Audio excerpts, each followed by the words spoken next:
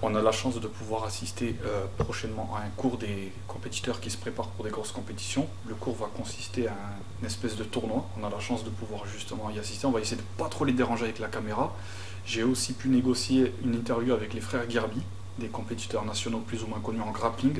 Et ils vont nous montrer aussi quelques techniques. Donc voilà, on va essayer de ne pas faire trop de bruit. On va aller les filmer et je vous promets de belles séquences. This is the day of redemption.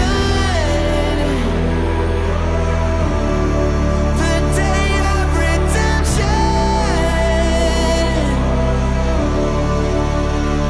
Yeah, I can see the fear coming, but you're never catching me running. The moment is calling for someone. This is the day of redemption.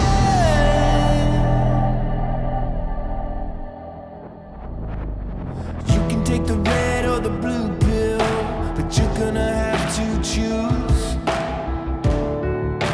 You can't walk away. We can slip down where the truth lies. The future is calling you, yeah, to die another day. Oh, we don't have to let go, no. We don't have to let go, no. Oh, we will never quit, oh no. Let the games begin. Let the games begin. This is the day of redemption. The day of redemption.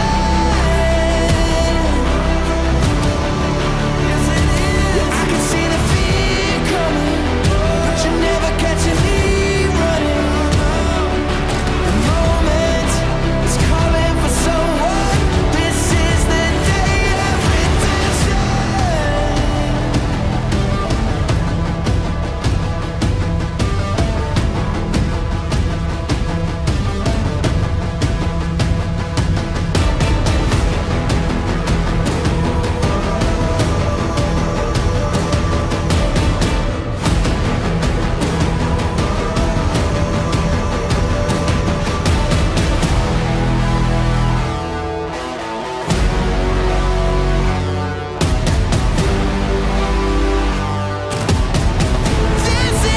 day of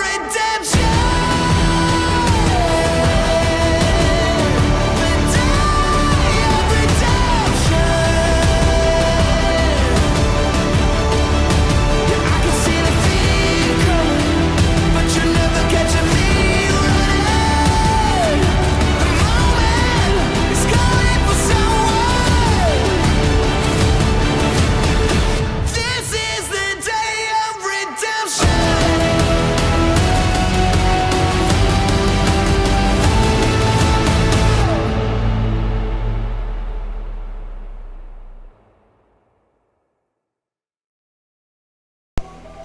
Fata, est-ce que tu peux nous expliquer un peu le cours d'aujourd'hui, comment il s'est déroulé? Parce que j'ai vu beaucoup de sparring, des tournois.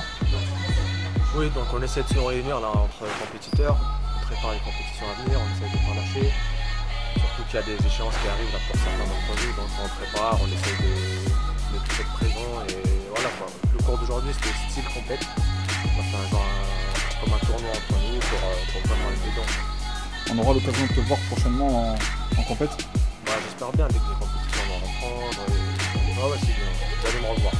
Très bien, je te remercie. C'est gentil. Sam, on t'a vu pas mal tourner, engagé plusieurs combats. Tu as été jusqu'en finale dans le tournoi. Tu peux nous dire un peu justement les compétitions que tu prépares prochainement? Là en ce moment mes compétitions c'est plus en MMA, je fais du MMA.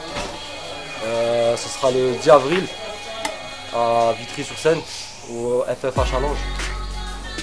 Donc c'est ma prochaine échéance, on prépare le combat là depuis un mois et demi. Et donc voilà, là je suis en fin de préparation. Et t'es compétiteur pour le VIC, ça fait combien de temps? Moi je suis arrivé au VIC, j'avais 16 ans. Du coup ça fait depuis que j'ai l'âge de 16 ans, je tourne au VIC. D'accord, et t'as quel âge maintenant? Là j'ai 28 ans là. Bon, ben c'est cool. Bon, ben on aura l'occasion de te voir très prochainement. Bien sûr, avec Et plaisir. ça fait plaisir et bon courage pour tes tournois. Il n'y a pas de problème, merci, c'est gentil, force. Et tu penses que c'est une bonne chose le fait que durant le Covid, les enfants puissent se dépenser de cette manière-là, exclusivement? Oui, je pense que c'est une bonne chose de permettre aux structures de faire du sport en extérieur déjà. Ça leur permet justement d'après l'école de pouvoir s'évader un petit peu. Voilà, c'est pas facile avec ce qui se passe en ce moment, la pandémie, d'être enfermé chez soi. Oui, je pense que le peu qu'ils nous donnent en tant que le peu qu'ils nous donnent en liberté pour les enfants, bah, c'est déjà un petit épanouissement pour eux. On voit que tu imposes quand même et tu fais attention aux gestes barrières. Oui, bah ça c'est obligé, de toute façon. Voilà, on est tous là aussi pour lutter contre la pandémie. Donc voilà, on essaie de respecter au maximum ce qu'on nous impose. C'est très bien, merci à toi.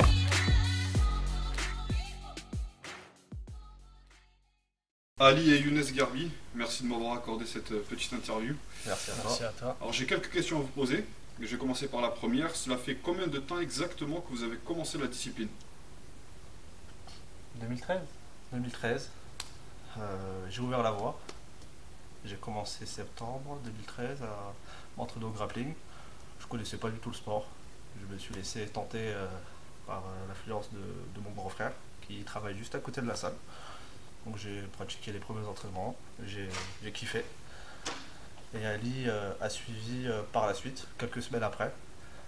C'est ça, hein? Ouais, si, quelques semaines après, j'ai suivi, on a tout de suite adhéré et depuis, on n'a pas lâché, quoi. Donc, Et vous n'avez pas fait de sport de combat juste avant? jamais. Non, jamais. Pas un kiff pour le kimono par hasard? JJB? Non, Non. franchement, moi j'aime bien avoir ma petite liberté, short, torse nu, tranquille, on peut s'amuser, simplement. Non, mais c'est très bien, chacun ses goûts en tout cas. Vous avez plus ou moins une fréquence d'entraînement assez élevée. Réussissez-vous à rendre compatible votre vie professionnelle à votre carrière sportive à votre niveau? Vu que vous avez quand même fréquenté des compétitions au niveau. Comment on fonctionne en termes de planning et d'organisation? Tous les deux on travaille, donc on est assez surchargé déjà par le taf, aussi la vie privée à côté. Il est marié, donc il faut jongler avec tout ça. Il ne fallait pas le dire. Là, je rigole. Moi je suis célibataire. Ça va, hein. Je plaisante. Si jamais. Mais plus sérieusement, comment on s'organise, en fait, pour faire simple, on va travailler plus en temps. C'est-à-dire qu'on a une compétition avec une échéance qui va arriver, et nous, on va se préparer vraiment bien en amont, 2-3 mois avant. C'est là où on va focaliser notre énergie et on va mettre en place des plannings, mettre en place des entraînements spécifiques en fonction de ce que chacun a travaillé. Parce qu'Ali, il a une manière de travailler qui n'est pas la même que la mienne. Et en fait, on va s'organiser comme ça. Et c'est vraiment en temps. C'est pas sur 12 mois qu'on s'entraîne non-stop. Parce que là, c'est vrai que lier les deux, ça peut être compliqué, même si après, tout dépend de l'investissement de chacun et de l'investissement qu'il veut y mettre. Mais nous, en tout cas, on sait que quand il y a une compétition, ça a toujours été notre manière de faire depuis qu'on a commencé. Il y a une compétition à telle date, 2-3 mois avant, on se dit, bah, ok, on se pose, qu'est-ce qu'on veut comme objectif à l'arrivée, et on y va. Après, c'est vrai qu'on y va avec force, parce qu'on peut s'entraîner jusqu'à 2 fois par jour, parfois même faire des compléments à côté, de la course, de la musculation, et c'est vrai que sur le moment, c'est dur et éprouvant, mais on a signé pour ça, et ça nous, en tout cas, pour moi, ça pose pas de problème, et encore moins pour Ali. Ouais, pour moi non plus. Donc, comme il a dit, c'est plus pratique de fonctionner comme entraînement parce que c'est compliqué, comme il a dit, de s'entraîner toute l'année, de trouver le temps de s'entraîner toute l'année. Donc, pour être performant, on essaie de fonctionner en fond d'entraînement. Et avant chaque début d'année, on se fixe des objectifs de compétition et par rapport à ça, on se fait un petit planning. Donc, moi, il faut que je m'y prenne un tout petit peu avant parce que j'ai tendance à prendre un peu de poids et donc il faut que je me prépare en amont à perdre du poids, à cutter un peu. D'accord, ok. Et au niveau de ton régime, tu te classerais plutôt quoi avant tes compètes? Tu suis des régimes assez végétariens, vegan ou pas du tout? Ou tu consommes encore un peu de viande? Non, je consomme encore un peu de viande, mais je limite les viandes rouges. Je consomme un peu de protéines animales avec du poulet, mais plus la compète elle approche et plus je réduis les quantités de protéines animales, mais j'en garde quand même. D'accord, tu peux nous rappeler dans quelle catégorie tu combats? En moins 71 kg. D'accord, ok, très bien. Question suivante. On connaît plusieurs frères de très haut niveau, comme les frères Mendes, Miao, Ruotolo. Est-ce un avantage de progression étant frères, doués et partageant la même passion et le même rêve?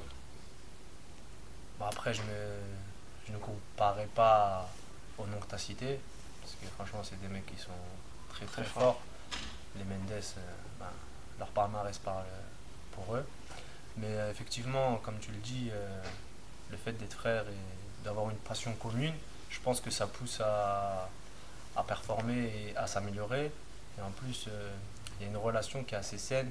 Donc quand on combat, il y a un certain orgueil qui fait qu'on ne veut pas perdre, mais ça reste sain et ça permet de progresser, de se faire progresser l'un l'autre, je pense. Ouais, vraiment. Il y a une C'est- espèce de compétition, en gros, Exactement. psychologique entre les frères, mais une petite compétition gentille, quoi. Ouais, toujours. Gentil, Toujours. je dirais pas gentil, Ah. mais Ah, pas gentil. Non, son Ah. combat, quand la cloche sonne, c'est la guerre. il n'y a D'accord. C'est- pas de il y pitié. a- il y a- Pas de pitié, pas de quartier. on est dedans, mais c'est vrai que c'est une compétition. En fait, il y a une compétition dans la compétition. C'est-à-dire qu'on va avoir un but, on va se dire, dans nos catégories, on veut être le meilleur et le numéro 1, mais même entre nous, on peut se lancer des pics, que ce soit avant ou après l'entraînement. Ah, tu vois, ça, je t'ai fait tomber, ah, je t'ai soumis. Tu vois, Des petits trucs gentils, quoi. des petits trucs gentils qui peuvent toucher en fonction de comment chacun fonctionne en termes de. Moi, je sais qu'en tout cas, j'avale pas quand Ouais, ça touche ton ego. non, ça me souffle. Mais c'est bien parce qu'en fait, ça nous fait progresser. Moi, je sais que je n'aurais pas été là. Je sais pas si j'aurais eu le même investissement. Je sais pas si j'aurais progressé aussi vite, aussi bien. Il a un gros avantage par rapport à moi, c'est sa lutte. Et je sais qu'en lutte, si j'ai grandement progressé, bon, il y a aussi l'aspect club, l'aspect qui est très réputé en lutte. On travaille beaucoup la lutte. Mais le fait d'être avec Ali et de combattre avec Ali en lutte, ça m'a fait vraiment progresser parce que j'ai pu voir mes défauts, j'ai pu même moi progresser, que ce soit en défense ou en attaque, et d'avoir lui comme sparring avec ses qualités, ça peut que faire progresser. Mais justement, en parlant de sparring, ça c'est une question un peu off qui faisait pas partie de l'interview à la base. Est-ce que ça vous arrive de faire des sparring en dehors de la salle, en plus justement de ce que vous faites ici? C'est-à-dire. Est-ce que vous vous entraînez Non, on en s'entraîne off? pas, On mais s'entraîne en pas, off. mais Mais ouais. s'il arrive que quand on se retrouve dans une pièce tête à tête, Ah, petite bagarre à l'ancienne, quoi. un peu de testostérone, et donc, qui fait que bon, ça se bouscule un peu. Ah, c'est bien. Voilà. Mais on connaît toujours le résultat définitif. Voilà, je vous laisse deviner. Hein. Voilà. On sait que vous avez fait partie également de l'équipe de France et que vous avez obtenu d'excellents résultats. Quels sont vos projets pour l'après-Covid? Des petites compétitions peut-être en tête ou peut-être l'international? Oui, toujours, en fait, on a toujours performé parce que nous, en tout cas, nous, c'est la manière dont on voit les choses, c'est qu'on fait quelque chose, on veut être les meilleurs. Donc, pour être les meilleurs, il faut affronter les meilleurs. Et donc, moi, un objectif que j'ai en tout cas, c'est de participer aux qualifications à la DCC Europe pour pouvoir participer à la DCC, donc affronter les meilleurs pour voir ce que je vaux. Et toi, Younes, du coup? Bon, on le suit, hein. On essaie d'être toujours accord sur les mêmes objectifs. Mais après, bon, on va dire qu'on n'a pas le même palmarès et pas la même manière de comment on s'est inséré dans le circuit. Lui, il est 2 fois champion de France. Moi, je suis 1 fois champion de France et déjà mon premier objectif, c'est de réitérer cette performance. Ce serait bien de encore plus asseoir cette place-là, parce que tu le fais une fois, mais je suis dans cet objectif de dire qu'il faut confirmer. Il faut dire à toute la KT que bah, je suis là et j'ai une raison d'être là. Et Ali l'a très bien fait et je pense qu'on est tous d'accord pour dire que aujourd'hui en France en 71 kg c'est pour moi et objectivement le meilleur dans sa KT Clairement. et j'ai envie un petit peu d'être dans cette même optique là. Donc j'ai envie d'être le meilleur dans ma catégorie. Je pense qu'il y a encore du travail et il faut viser des hauts objectifs. Donc oui, sur le long terme, intégrer l'équipe de France, on va partir au championnat d'Europe, faire toujours de meilleurs résultats et encore plus haut aussi tenter l'international et essayer de faire quelque chose de bien. Mais tu restes quand même fier de ton grand frère. Et vice versa, fier de ton petit frère. Bien sûr. Ouais, toujours. Bien Ah, sûr. c'est bien, c'est beau. Et pour finir cette interview, votre top 3 en grappling, toutes catégories confondues, toutes époques confondues. Tout est pas Toute confondu. époque Ouais, confondue. même ceux qui font plus partie du circuit. Ben, je te dirais, tout n'est pas confondu. En termes old school, moi j'aime beaucoup le style à Marcelo Garcia. Franchement, Quand j'ai commencé le grappling, j'ai beaucoup regardé ce qu'il faisait parce que je trouvais qu'il était très très fort, très complet et j'aime beaucoup son style. Actuellement, franchement, celui qui a mis tout le monde d'accord, c'est Gordon Ryan. Franchement, c'est incroyable de facilité pour lui, très talentueux. Et un troisième qui sortirait du lot pour moi, ben, je vais te dire quelqu'un de Makaté, en moins de 66. Franchement, Rafael Mendes, même si je suis pas pro JJB, très très très fort. Franchement, très fort. Franchement, c'est... Là, c'est palmarès qui parle. Palmarès, et aussi, franchement, la façon dont il tourne, c'est quelque chose. Hein. C'est agréable à regarder. Faut respecter. Techniquement, c'est très très très fort. Et toi, Younes? Bah, je vais être un petit peu sur les mêmes personnes. Moi, j'aime beaucoup Rafael Mendes, vraiment sa manière de tourner. Il a une manière très, très à lui d'être le meilleur, et j'aime beaucoup ce qu'il propose. Il y a Gigi Torres, comme il le disait, pour moi c'est un monstre. Vraiment, ce qu'il a proposé en derniers ADCC, il a fait une compétition hors norme. Aux deux derniers ADCC. Aux deux derniers, donc vraiment aux deux derniers. Mais là où au dernier il m'a vraiment fait câbler, c'est à chaque tour il a rencontré des têtes de série. Des tueurs à gages. Des tueurs à gages, et à chaque fois il les sortait. Et j'aime même sa manière de tourner, je trouve qu'il peut allier différents styles en un, et j'apprécie vraiment beaucoup sa manière de combattre. Et après, oui, au petit, dans la même catégorie Toulon aussi, Toulon qui est très, très agréable à regarder, et je trouve qu'il a passé une certaine step à un certain moment. Et comme il a dit, Gordon Ryan, aujourd'hui il a mis tout le monde d'accord. Hein. Et ce qui est encore plus surprenant de son jeune âge, ça aussi, il faut le c'est la spécialité de leur club, j'ai remarqué, parce que ils sont tous jeunes, mais ils viennent tous avec peu d'expérience et ils mettent tout le monde d'accord. Hein. Nick Rodriguez, le petit frère de Gordon Ryan, Nicky Ryan, Ethan Krelisten, et très très beaux combattants. Il y a du bon, hein, vraiment. En tout cas, merci de votre interview. On va vous retrouver un peu plus tard justement pour la partie technique. Donc on vous retrouve très vite. Merci à vous. Merci à toi.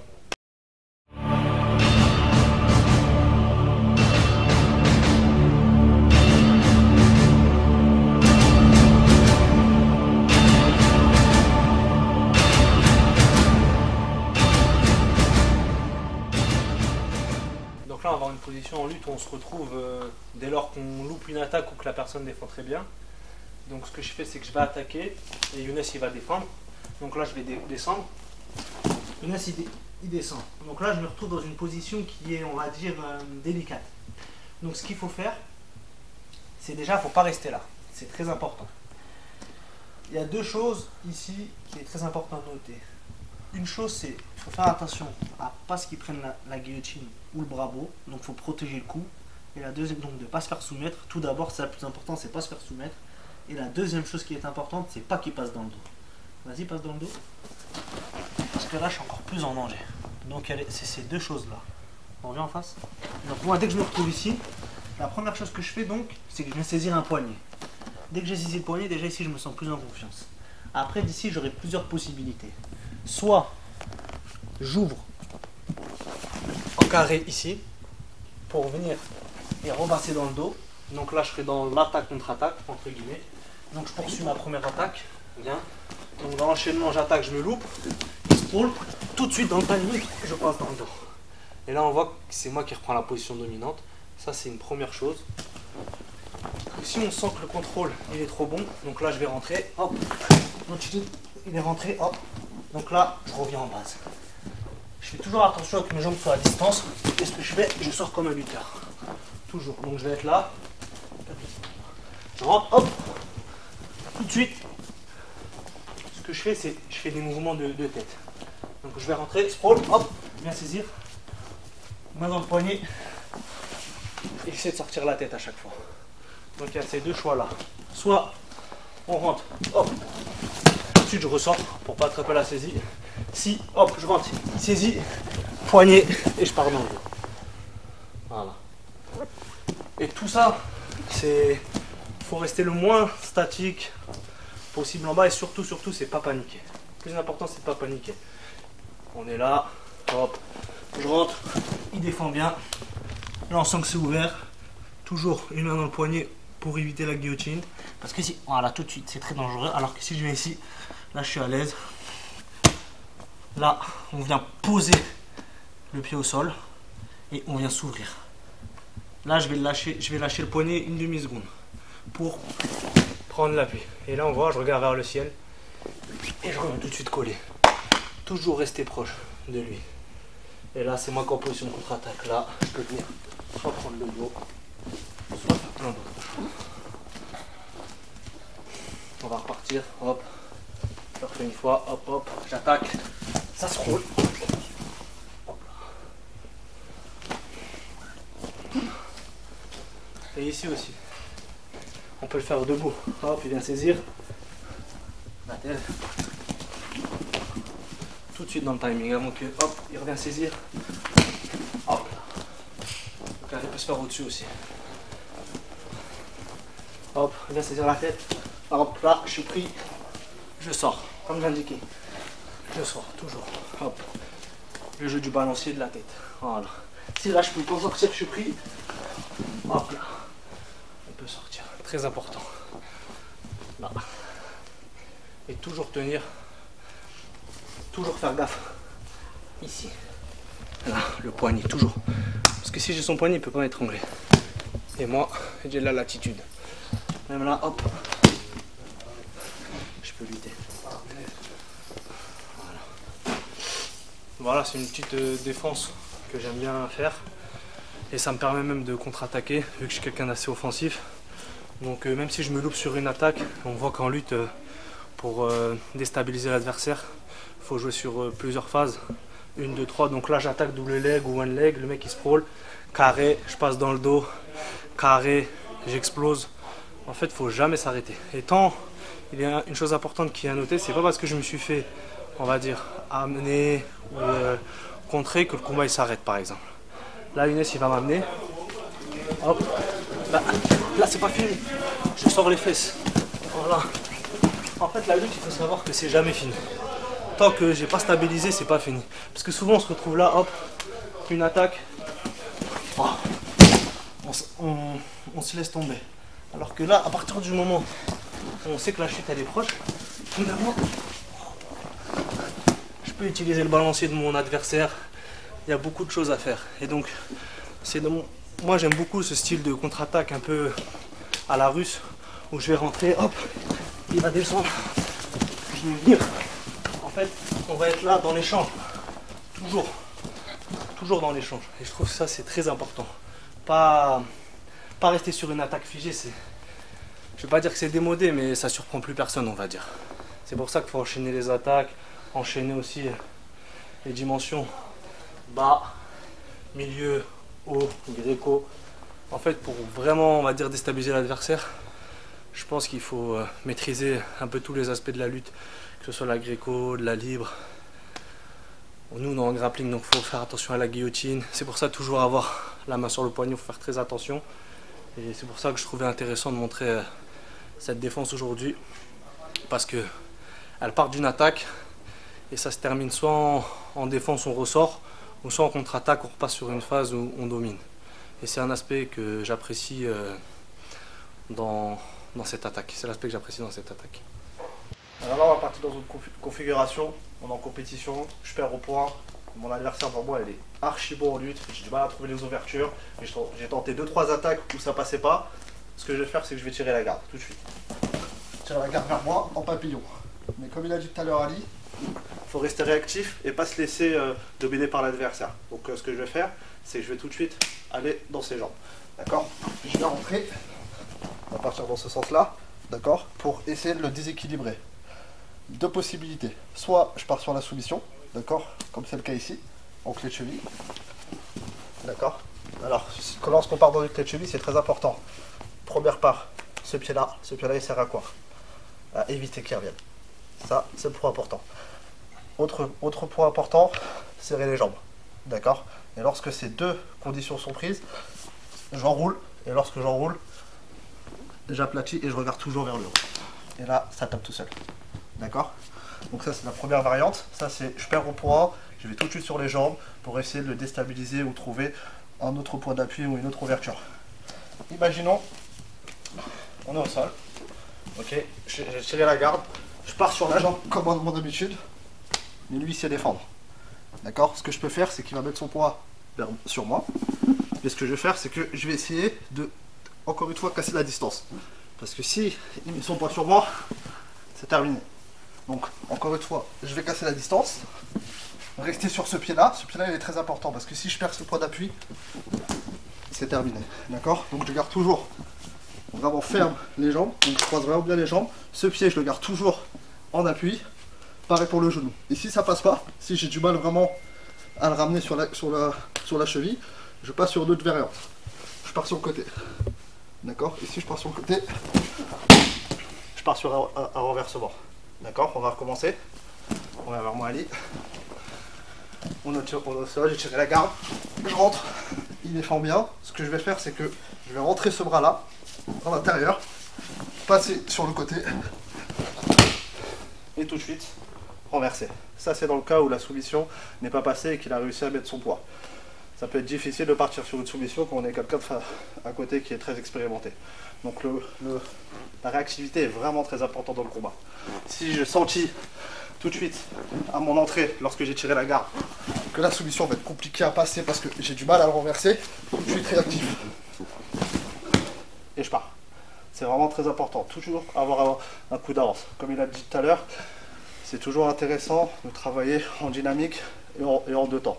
Si on travaille en arrêt, la problématique c'est que lui, il est expérimenté, on n'a pas devant nous des personnes qui vont se laisser subir et donc il va attaquer. Donc tout de suite, je suis debout, je tire la garde, je reviens, si je vois que ça passe pas, tout de suite, je renverse.